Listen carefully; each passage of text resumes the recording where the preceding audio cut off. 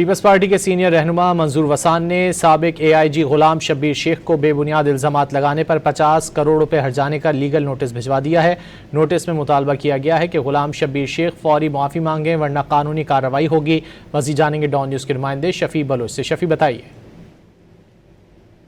منظور وسان نے جو ہے وہ اپنے وکیل بیرسٹر مصطفیٰ میسر کے توسط سے جو ہے وہ نوٹس بھیجا ہے اور اس میں 50 لاکھ روپے ہرجانے کا دعویٰ جو ہے وہ دائر کیا گیا ہے، اور اس لیگل نوٹس میں کہا گیا کہ منظور وسان کے خلاف الزامات بے بنیاد ہے۔ سوشل میڈیا میں ان کے خلاف جو کمپین چلی ہے اس کے خلاف جو ہے وہ سابق AIG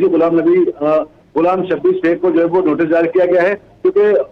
اس میں یہ موقف اختیار کیا گیا ہے اس لیگل نوٹس میں کہ سابق AIG کی وہاں پر جو ہے وہ یہ کردار کشی کی جا رہی ہے منظور وسان کی، اور منظور وسان پر جو ہے وہ ایک انٹرویو میں ان کے خلاف الزامات لگائے گئے تھے، بالکل کرپشن کے اور بے بنیاد الزامات ان کے خلاف اب تک کوئی ٹھوس شواہد پیش نہیں کیے جا سکے، اور غلام شبیر شیخ فوری طور پر جو ہے وہ معافی مانگنے